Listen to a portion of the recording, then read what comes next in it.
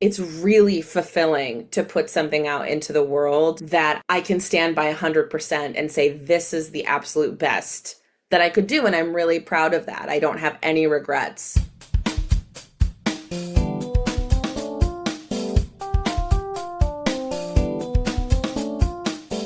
Hey there, and welcome to the Your Creative Mind podcast. I'm your host, Izolda Trakhtenberg. I am thrilled that you're here. Fair warning, if you hear me raspy, it's because I'm getting over one of my sinus infections that, I get all the time. Doggone smokers. All right, anyway, so I'm here to talk to you about today's guest. Today's guest is a powerhouse of truth, artistry, and honestly bold creative courage. Mary Lambert, multi-platinum, Grammy-nominated singer, songwriter, poet, and activist is here. And trust me, this conversation matters. If you've ever wondered how to create art that punches through the noise and fuels real change and transformation, you're going to want to stay with us. We're talking about reclaiming power, creative self-trust, that's important to me, and using your voice to rise, whether that's in song, in protest, or in healing. Mary brings heart, grit, and rare clarity, and by the end, you're going to feel more than a little ready to make something of your own that demands to be heard. So let's get into it. Mary, thank you so much for being here. Welcome. Thank you so much for having me. I am, I'm, right before we started recording this, I told you I love Shakespeare, and The Tempest is one of my favorite plays. And I want to just jump right in and ask you about that part of it. You've said that The Tempest is a, in a way, a battle cry for liberation. I want to really just ask you, what was the exact moment, the line, the chord, the news headline? When did you know that The Tempest, in your way of doing it, had to exist? It's so interesting because initially this whole record I intended to be almost like a concept album for Shakespearean plays. And I wanted each song to center a woman in Shakespeare that had been, maybe misunderstood or mischaracterized or whatever, like, or had just really not had the focus been on. Hmm. And when this song came up, it was because I got asked to do a soccer halftime show, and I I knew I was like, I'm gonna make The Tempest be sports. I am gonna find a way to make this like something about the storm, and make this sort of scene in my head work. Hmm. And it wasn't until Roe v. Wade was overturned that I realized that all of these songs meant for hyping people up were all centered. There's anger in them, and Hmm. anger is really like an unfamiliar emotion for me. I grew up with toxic anger. I grew up, seeing rage in toxic masculinity, not healthy rage. Hmm. So, um, I just I realized that's what I was upset about. I couldn't get like really angry about getting the goal, Hmm. um, or or beating the other team, and so it all just fell together supernaturally. And I realized The Tempest had so many themes of um, control and of power, and of a white man in power deciding what people do with their bodies, decide, colonize, decide that how things should be. And it felt like parallels of what's been happening for, well, centuries. Yeah, I was going to say, and we want to say for the last however many years Yeah. in current political climate, but yeah, centuries for sure. I mean, we can talk like I jump back to Greek mythology and I go, okay, the Minoans had a matriarchal culture, but not that many other cultures were matriarchal and matrifocal. Elephants have matriarchal societies, but we as humans, most of the time we haven't. We've lived under a patriarchal society and sort of been taught to accept that that is the norm and that is the way things are and that is the way things are going to stay. And Yeah. so the things that you're writing seem to really seem to fly in the face of that. So talk to me about that facet of it. I don't think I'm stretching too far to call you a feminist. Yeah, Uh, no. but when you're talking about creativity, when it comes to feminism, we can look at so many writers, for example, writers who are flying in the face of that right now. My favorite playwright right now, working right now, is Lauren Gunderson, who has just, for example, written a wonderful show about Billie Jean King and her life and activism. When you're doing this kind of writing, when Lauren Gunderson is doing it, she's always talking about how things should be done as far as the staging of her play. She gets really into the nitty and the gritty of it. When you're doing this, when you're doing the recording of it, the writing of it, how much of that process of how you want it to be out in the world are you thinking about? And what is the way that you want to see this out in the world in the whole?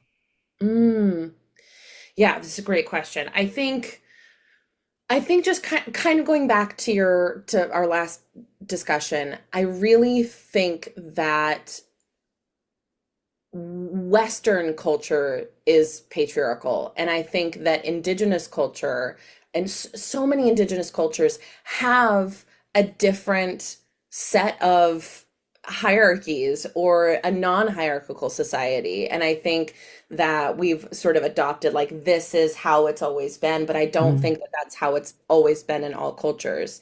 I was just put a pin in that for myself of like, I think where I try to write from is a world of possibility, a world of sort of openness. And when I'm writing, I have to do it chronologically. So I write initially from a point of possibility of what are all of the options that this could be, and I kind of just try a million different things until it sits right in my body, in my voice, and in my thought process. And yeah, I mean, I think things went to a whole new level for my creative process once I started producing and once I started imagining what the sounds would be and how it would be received. hmm Um, and I think it's easy to fall into that trap of how it's going to be received in like a critical way of like, is it going to be good enough? mm, All of these sort of like, subjective questions hmm and letting that go and more focusing on how do I want people to feel from this? How do I want to feel? What would work for me in that place? And so just keeping message really central is important to me when I'm writing. Um, and particularly with this record that I've been working on, I've just been more meticulous than I have in the past. I think I mm, I maybe had like a lack of humility, I think, in my last couple records, just feeling like, well, everything that I write is perfect and it doesn't need refining. This record, I've been very neurotic about every, you know, just every detail and making sure that is every lyric the way that I want it to be. Like, is there a better way to say this? What is the clearest, you know,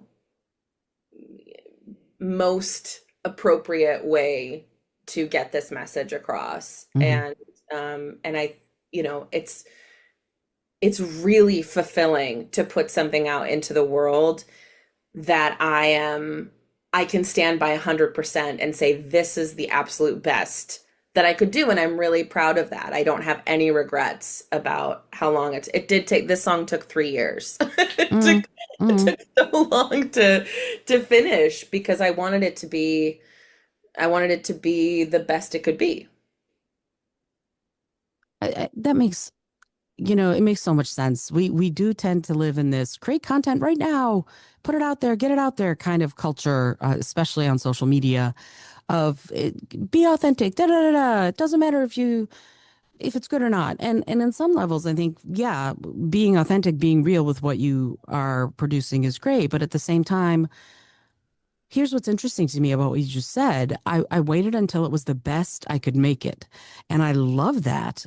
And here's the thing about that for me as a writer and a director and a musician and whatever else I am, I look at things I wrote 10, 12 years ago and go, ooh, I'm a very different writer now. Mm. You know, things have changed in how I view the world. I've developed skills. I have improved. So what might have been fine 3 years ago is no longer fine. Did you find that when you were creating from what you started with to what you finished with? Did you go back and go, huh, this isn't how I would say that today because I'm different, because my perspective is different or my skill set is different? It's interesting because I think I have a different relationship to past work because part of what encouraged me to be more meticulous with this work is I revisited an old demo from when I was 17. Mm, And I started songwriting when I was like 7 years old. So it's been like in my body, in my, focus for, since I was a kid. So I had some really incredible songs when I was 17, and part of that was because I was always grounded. So I so I was always playing piano or guitar or writing songs, and I spent so much more time on them. And listening to these demos, I was really impressed with myself and thought, wow, she's really thoughtful. mm, She has really taken time with this. There's a really interesting forms. My piano playing was almost better. I mean, it was really interesting to hear old work and feel like I need to get back to that. I need to take some more time or whatever it was that I was doing at that time that felt, like I admired.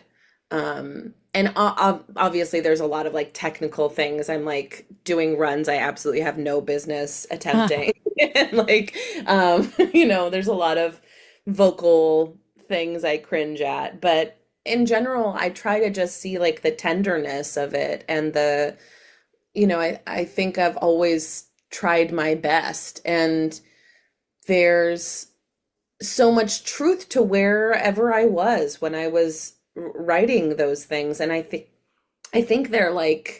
um they're appropriate for the time, and I think appropriate for someone who's 19 to listen to. Like I think someone who's 19 would have loved these songs when I was 19, and how can I imbue that kind of perspective into my work now, because maybe that could be like sort of helpful in connecting with a younger listener as well. Um, but I think there are past, there's a way that I think I held myself in the past mm, that I am not, that I have different feelings about, where I'm like, ooh, I would do that differently right. now. And as somebody who, I definitely struggle with perfectionism. I think it is such a tricky balance to offer yourself grace and like give yourself some like, hey, you were 21 trying to navigate this world and you did your best. And like, Mm. I can appreciate that perspective, my perspective at that time, and also be like, okay, I'm wiser now, and let me write music from that, wiser place. I've embraced the pause, by the way. I meant to tell you that before we started I recording. love it. Sometimes I'm just gonna like synthesize what you're saying. So into the And pause. yeah, they call it dead air, and I'm like, no, it's anticipatory air. It's not Mhm. dead. Yeah, it's fascinating to me. And I love what you said about giving yourself grace. I know so many people who don't, Mhm. who can't give themselves grace. So I guess the question that I have for you about that facet of it is, what do you do to give yourself grace? Either going back to when you're 19, 20 years old and thinking about that person, or today when that perfectionism wants to take over and you've got to tell it, you know what, I'm in process here. It's okay if it's not perfect. What do Mhm. you do to give yourself that grace? I'm also going to embrace your pause with my pause. Hmm. I think, Please do. Um,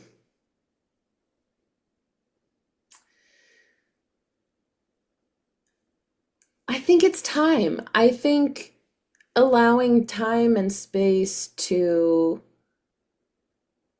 allow yourself to feel the cringe and have a conversation with yourself. You know, one of my very dear friends, Andrea Gibson, just passed away, and one of my Mm. favorite Andrea Gibson lines that I'm not going to get right.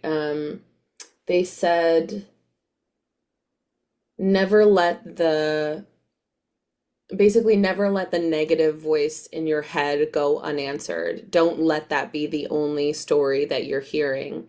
And so anytime those feelings come up, that critical voice, I try to answer it and to not let it be the only chorus in my head that's telling me it's not good enough. To say, well, wait a second. Maybe this is where I'm at right now, or maybe there's something in this that does need to be expressed. Maybe it's not perfect, and that's okay. I'm not perfect. I am writing to heal myself, and that takes the shape of so many different things. And when I'm listening back to old work, I try to just mother myself or be a Mm. best friend to myself, to imagine as if I'm talking to, I'm gonna, I'm gonna get emotional. Imagine as if I'm talking to 17-year-old me who's going through so much, and look at how you're processing this. Like, what an incredible gift that is. Like, really just being appreciative and being grateful for the power of creative outlet is the best way I can think of to offer grace.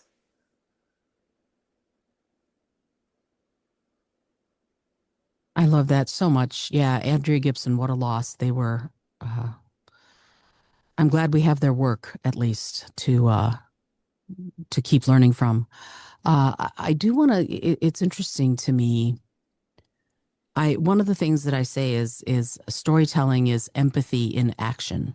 Mm. And whether you're a singer or a playwright or a writer of any kind, or someone who does public speaking or whatever, we're storytellers. We're telling the stories. And I love that you said, I write to heal myself.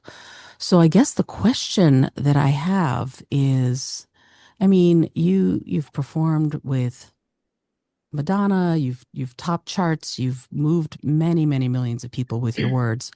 But when you're writing for that, and you can say none of your business is older, but what's one personal truth you write for within that healing, even when no one's listening, no one's watching? I actually think I write more for myself than anyone else. Mm. I mean, when I'm really going through it, just having a piano or a keyboard or a guitar and just sitting with myself and figuring out what is the phrase that I need to hear right now for myself, and using my own voice and the vibration of my vocal cords to say the thing that I need to hear in my own body. And I think as artists, or particularly as singer-songwriters, I think there is this pressure to share everything and to document everything. And I struggle with that a lot because I notice as soon as I turn the record button on, there's that critic. Mm. So I try to give myself a little bit more time. When I wrote, when I was in high school or middle school, I didn't have a device. I had to, I had to play something over and over again until it felt right. And there were things that, yes, I didn't capture. But as the thousands of voice memos in my phone tell me, I don't know that I'm going to revisit all of that. I don't know if all Right. of it is actually that necessary.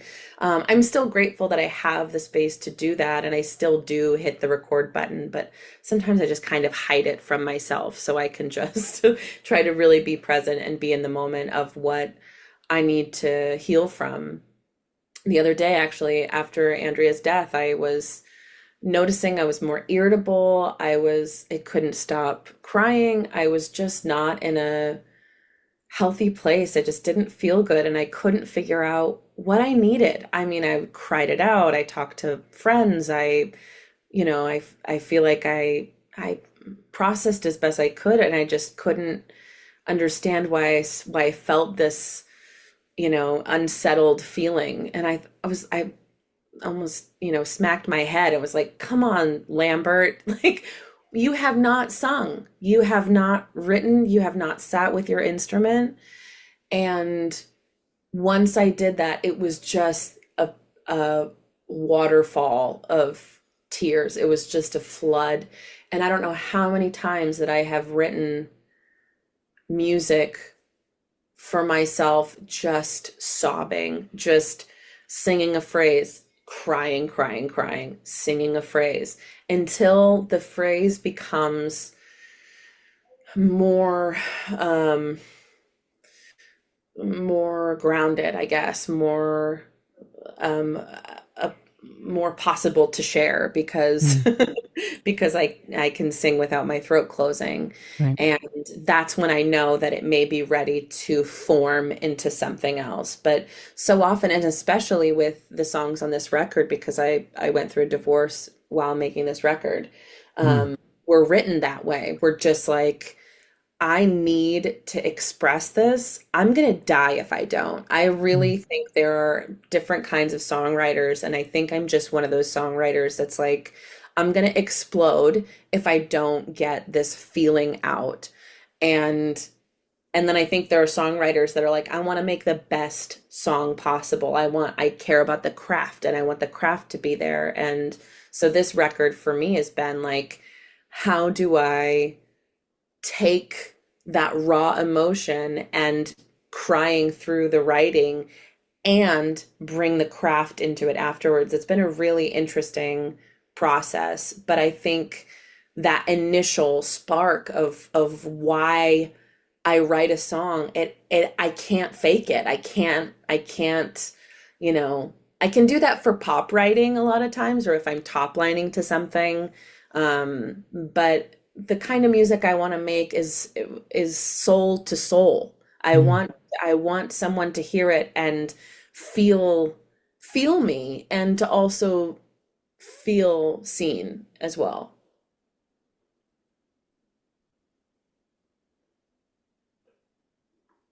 Yeah, I love that you said that because to me, where what I'm hearing is that raw emotion that can't often be contained in uh, a song lyric that maybe you might listen on iTunes or whatever until you have gotten through the raw emotion and refined it into something that is, like you said, shareable, if you will. But what's Mhm. interesting to me is that that raw emotion feels like, and you can correct me if I'm wrong, it feels like it's going to hit the raw emotion, perhaps tender spots in other people. Mhm. And that's part of why it's listened to by so many and maybe, makes so many people feel seen because it's a common, not common as in base, but as in many of us go through a lot of this kind of human experience. It's part of why we are alive and it's part of being alive. And so you're sort of codifying this raw emotion into something that someone else can take in this format of a song. How do you feel about that statement? Does that feel truthful or does it feel like it's something actually different for you? No, I think that's absolutely true. And I think it's such a balance when you're a writer because I mean, I think the most authentic storytelling is when it's personal, right? Like Mm, when you're vulnerable, when you're honest. And you also in the back of your mind are also thinking like, how is this going to be received? And again, I just think that balance is really tricky, but if you can nail it, if you can still be authentic and be really truthful in your writing and what you're creating and have connection in mind, I think it can be really powerful. I think it can be, a really like a quite beautiful thing to want to meet people there and to have the song be an invitation to feeling. What a gift. Mm. What an incredible sound gift. Yeah, I mean, it really is. It's so interesting to me. One of the things you said very early on in this conversation, we were talking about patriarchal versus matriarchal cultures and societies, and you sparked in me a memory of my very favorite saying. It comes from Western Africa, and it is, "If you want to go fast, go alone. If you want to go far, go together." Mm, And I'm a songwriter too, and I've sort of been noodling around a song on this for years because there's something so powerful to me about that. Oh yeah, we are connected, and therefore we are able to achieve so much more than we could alone. Yes, you might be able to do it faster alone, but you won't do it better. You won't do it in a way that feels like it reaches more people. So mm, I guess what I want to ask you then is, you said, "Oh, I'm hoping to reach younger listeners as well as people perhaps, your own age or older or whatever." But if you go back to that 17-year-old version of you, and if that 17-year-old version could hear The Tempest today, mm, what would that Mary Lambert do next? And how can listeners of the song and of your music follow that lead? mm. When I was in high school, I thought I wanted to be a poli sci major. I was like, I am going to get into politics because that's how you enact change. I Mm, wanted to be a part of writing bills, and I wanted to be in Washington, and I wanted to, I wanted to be specifically in like education reform. And and then I what happened? Oh, I slept through the SATs. And I as just one does. I slept through the SATs, and I had a really, really hard senior year in high school. I attempted suicide my senior year, No, and I'm sorry. no, thank you. I had just a barrage of really difficult things happen. I came out while I was, an evangelical Christian. Oh, wow. I was in a 90-mile-an-hour car collision. I mean, it was just so many things. Like, I lost a good friend to cancer. It was just, I ran away so I could drink. I mean, it was just such a really difficult time. And Mm. I wrote music through it. I Oh, wrote wow. poetry throughout it. And as I was writing one of those, mystical nights of crying through writing, I thought, this is how the world heals. Like, that's what I'm after, is how to help heal the world by healing myself. Mm. What, how can I do that? And so I went to music school. So I got into music school, and was at Cornish College of the Arts. And while I was there, I remained politically active. And my first year of college was when Obama was running for office for the first time. And I have never been so fired up in my life. I Mm. just felt so passionate about it. It was just, it ignited me. It was like something to really believe in and hope for. And I ended up becoming a delegate in my district, and I caucused for Obama when I was, 18. And it really it really showed me that you can do both, that you can create music and you can be politically active. I think if I had heard Tempest at 18 or 19, it just would have it it would have been so inspiring to me. It would have excited me about staying politically active. And politics are annoying and they're Hmm. boring and they can be stupid, but they're so important. They're the way that we that's how we've decided things work. And what's happened now, is a result of not enough people moving the needle, not enough people showing up when they need to, because Hmm. I think the majority of people in this country don't agree with what's happening. And I think it's like too little too late.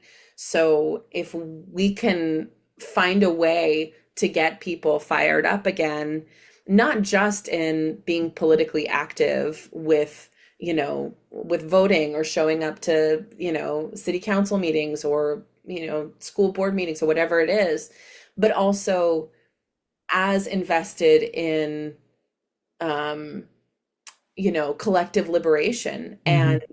and in mutual aid and collective care, and realizing that these systems are not going to benefit everybody and they often fail people. That's one part of the equation. The Hmm. other part of the equation is how do we take care of each other? And I want my music to be able to speak to both things. Hmm.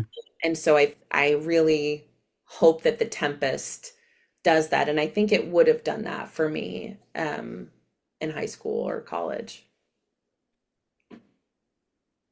That's awesome. It would have done it for me when I was that age, for sure. Mhm. And I'm a good bit older than you are. But what's interesting to me, like in listening to you talk, I'm going, oh my stars, we have so much in common. So I was a poli sci major first Oh, wow. at the University of Michigan first term, and then quickly left. Blah blah blah. But we had to. I remember in a domestic politics class, we had to create our own political party, and mine was the Educationist Party. Amazing. It was all about education, and what was interesting to me and I ended up working at NASA for many years doing environmental and education and outreach all over the world. They sent me traveling all over the world to teach kids about science on this in this program that over 100 countries belong to this NASA NOAA NSF program, blah blah blah. But my point is that, like, one of the things you said that really sparked in me, first of all, I'm going, yes, this and this. Yes, Mary's totally right. Yes. And this notion of not just education reform, but you said something that I went, oh, how do we care for each other? And I went, yes. And I want to say that's a huge part of it. But the part of it that goes before that for me is that we can and we should care for each other. And that's the thing that I keep bumping my head up against when I'm talking, when I'm listening, whenever I'm doing this podcast or doing theater or writing or whatever, is that tenet seems to have been lost, that we can care about someone else's plight without losing anything ourselves, that we can help someone else without losing ourselves. And I guess I wonder, for you as a creative, because I think creativity is going to save the world. So for you as a creative, as an artist, what would you say to someone who's going, how do we get to that? How do we focus on the fact that we can care for others and we can help others without diminishing or losing ourselves? How would you approach that topic? Ugh. I think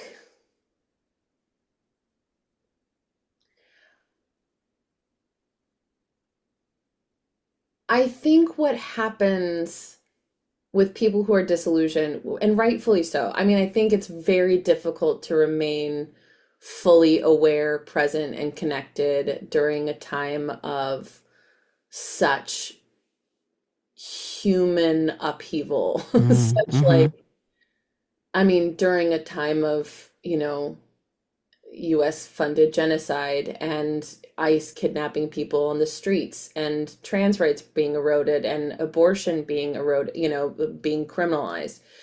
I think it's really hard to stay present because it feels hopeless. And I just have to think about previous generations and times where it felt hopeless and what perseverance looks like. And you don't necessarily stay hopeful because it's going to change overnight. You stay hopeful because what is the other option? I'm not going to consent. I will not consent to what is happening. I will not be complicit in it, and that requires my active voice. And more than anything, it's just like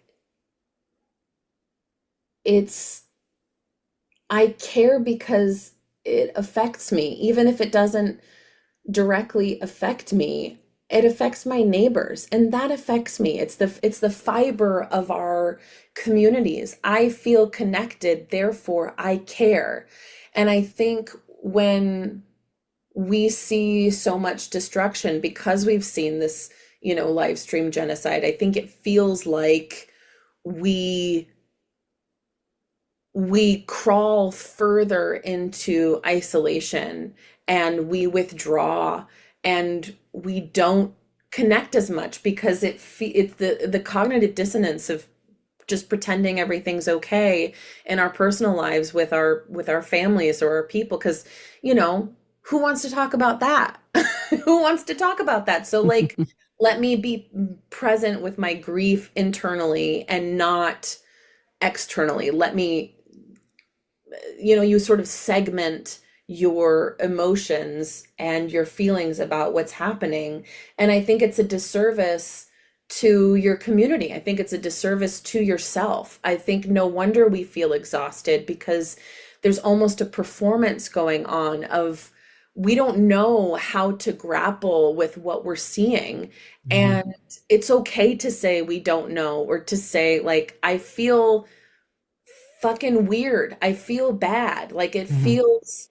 it feels sad. I'm sad and I don't know what to do. And I think even just coming to the table with your friends and just being like, isn't this sad? Doesn't this suck? To just have that validated. And yes, like I watch Love Island and Bachelor in Paradise, and I think it's okay to like take some time to just like turn your brain off for a little bit. Mhm. I heard my partner's aunt the other day said, "No brain, no pain," and I can't stop thinking about it Yep. because it's like it's true. I mean, I think that's what happens. I think that's what's happened in a lot of conservative circles because it's you don't want to confront what's going on. It's much better to just be like, I'm going to church, I'm praying to Jesus, it's in God's hands. I'm gonna be with my family and I can't care about that because it's not directly affecting me. It's not directly affecting me. And I wish that people understood that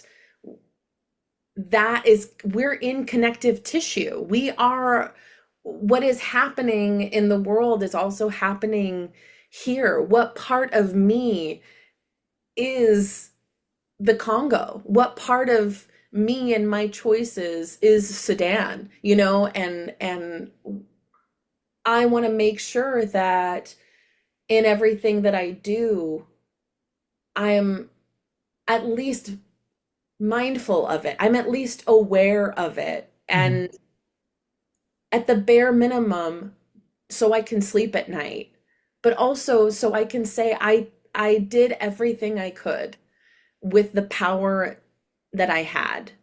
And I don't know, it makes me feel like I can walk in love, and maybe that will inspire someone else to walk in love and to just try. It's not about winning, it's about trying and connecting.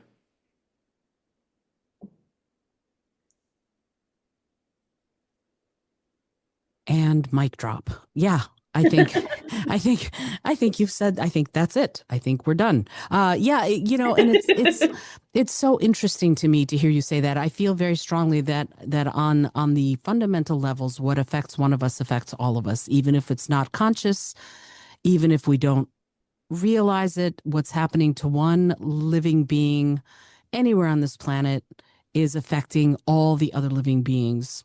It just is. And so when we're faced with that, I think it might be too much for, as you put it, for most people to grapple with. And so they compartmentalize it in order to be able to get up in the morning and go to work and feed their kids and do whatever else life demands of them.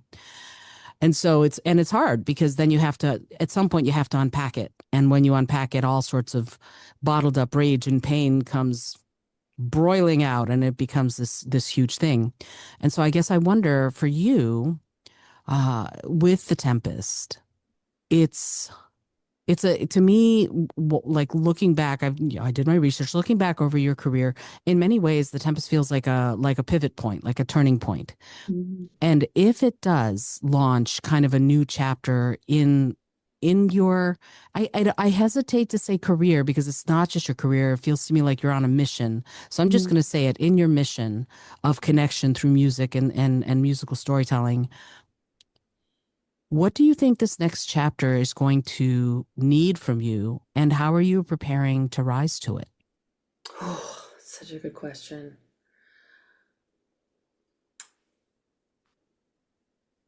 I think I've always been comfortable with grief.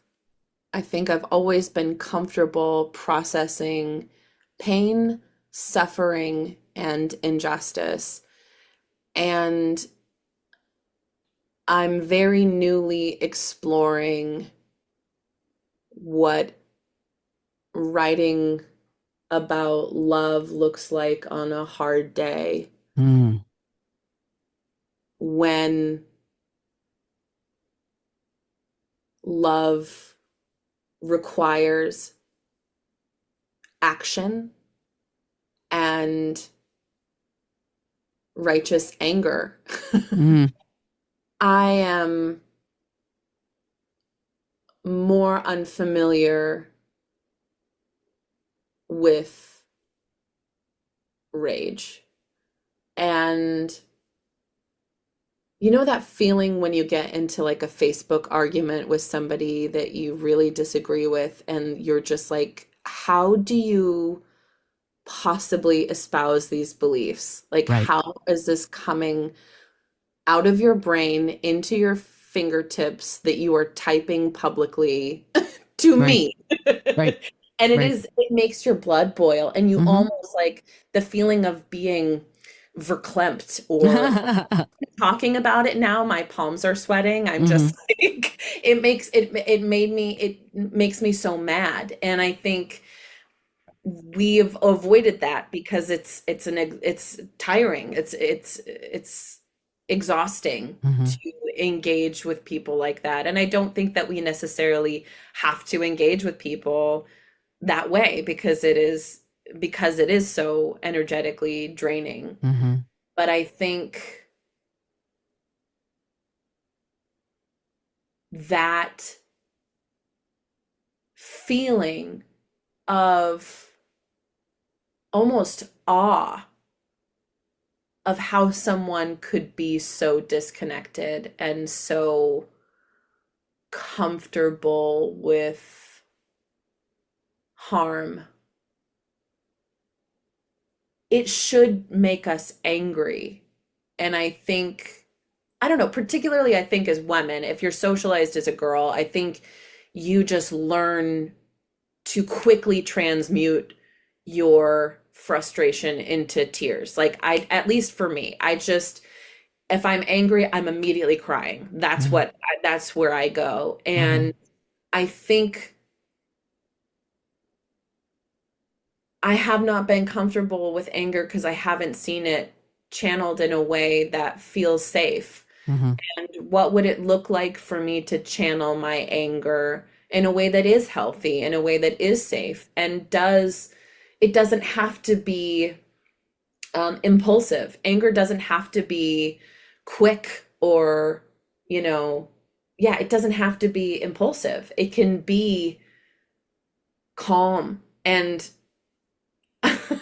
the worst, the scariest person in an argument is someone who's calm and angry. Mm-hmm. Mm-hmm. Who's like, who's really taking their time to Mm-hmm. think about how to eviscerate you. And that's kind of how I feel. right, is like I am observing, I'm taking it in, I am letting my anger exist within me because it is a real feeling. It's what I'm feeling. Every month that I get my period, I have horrible cramps. And the rage just comes back. And it's like, how dare you, right, assholes, like tell anybody, especially women, what to do with their bodies. I mean, right. if cis men had periods, there would be mandatory time off from work. There would Totally. 3 days a month would just be for that. be Absolutely. totally.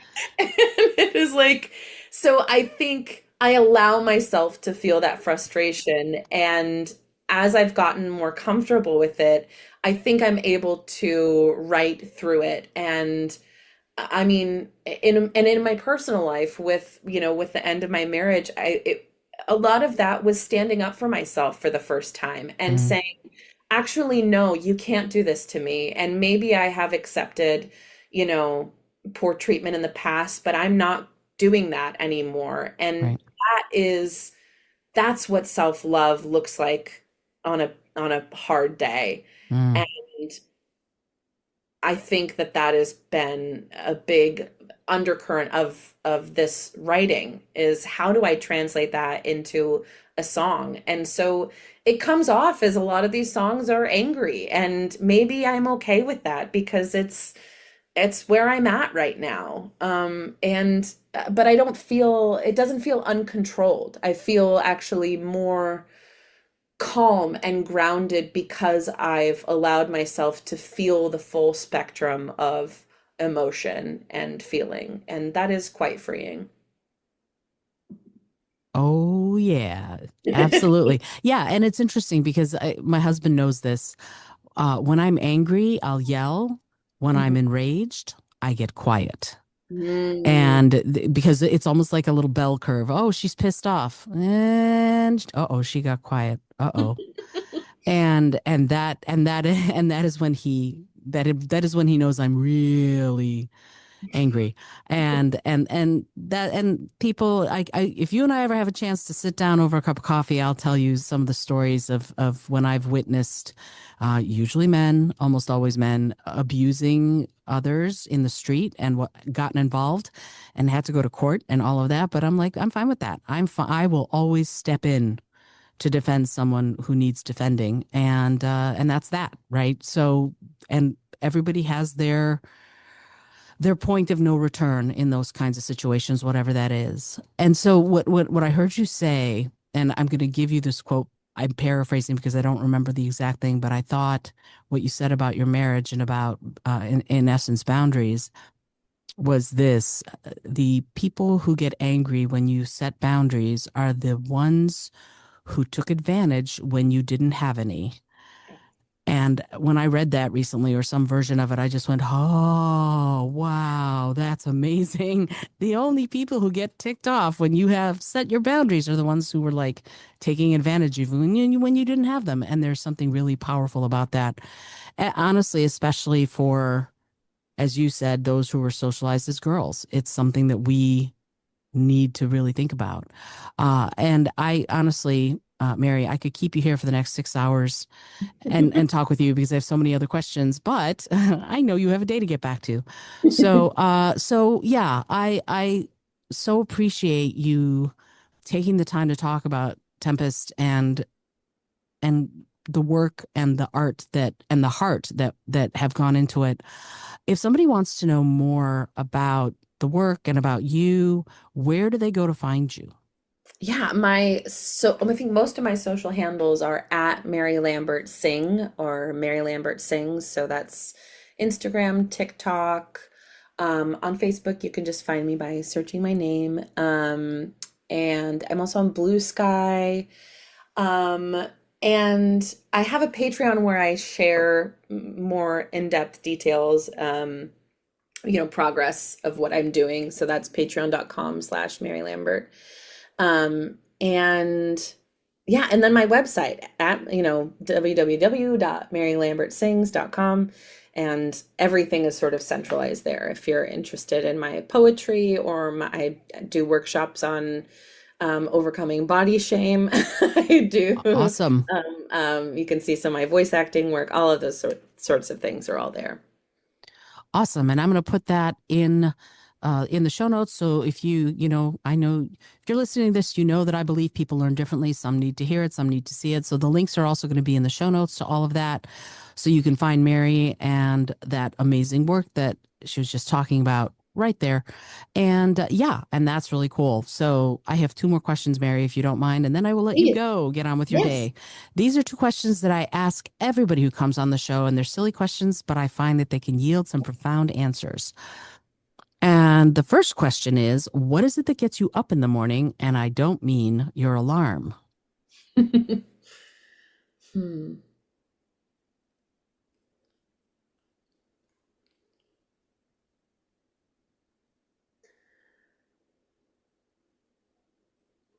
I think possibility gets me up in the morning.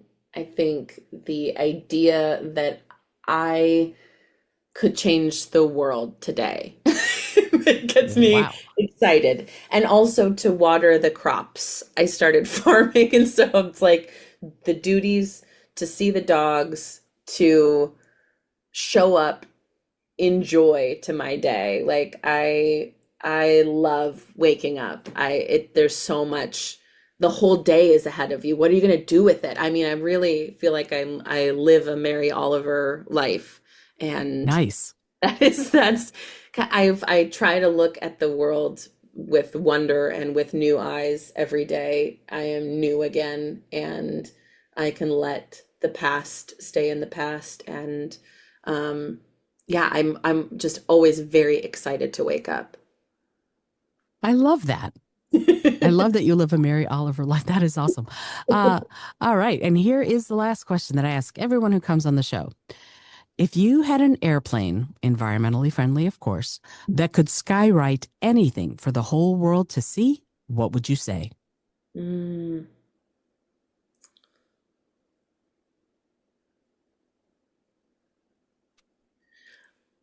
I would say your self-worth is not contingent upon who you attract. I love that.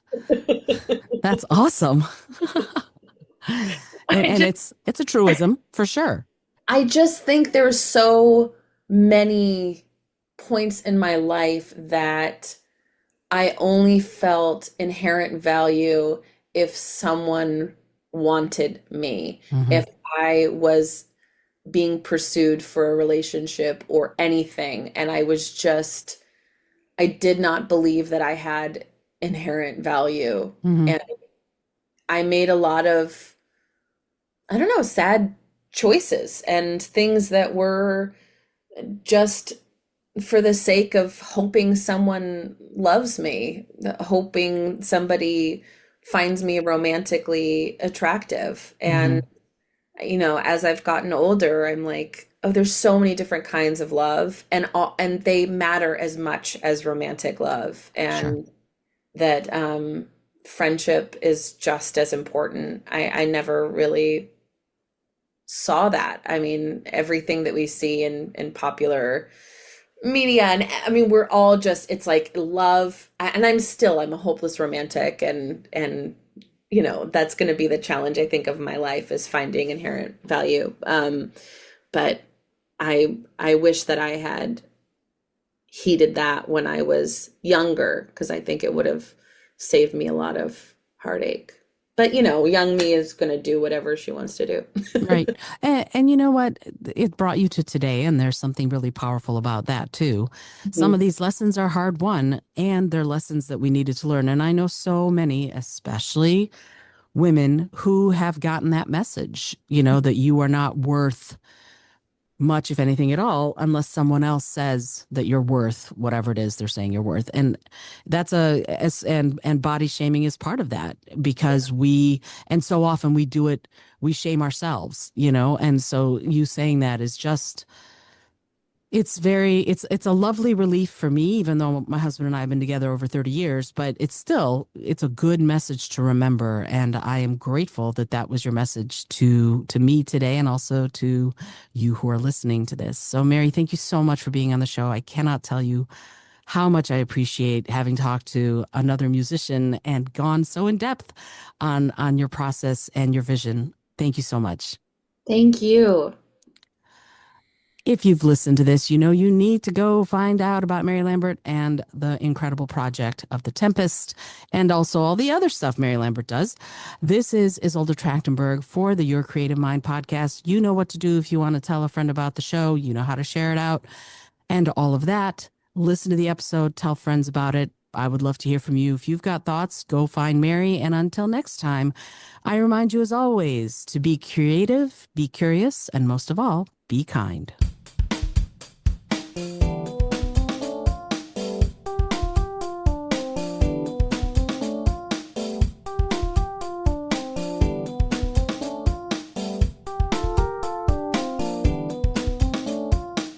Thanks so much for joining me today. I really appreciate you being here. Please subscribe to the podcast if you're new, and it would mean the world to me if you told a friend about it. Today's episode was produced by Izolda Trakhtenberg and is copyright 2025. As always, please remember this is for educational and entertainment purposes only. Past performance does not guarantee future results, although we can always hope.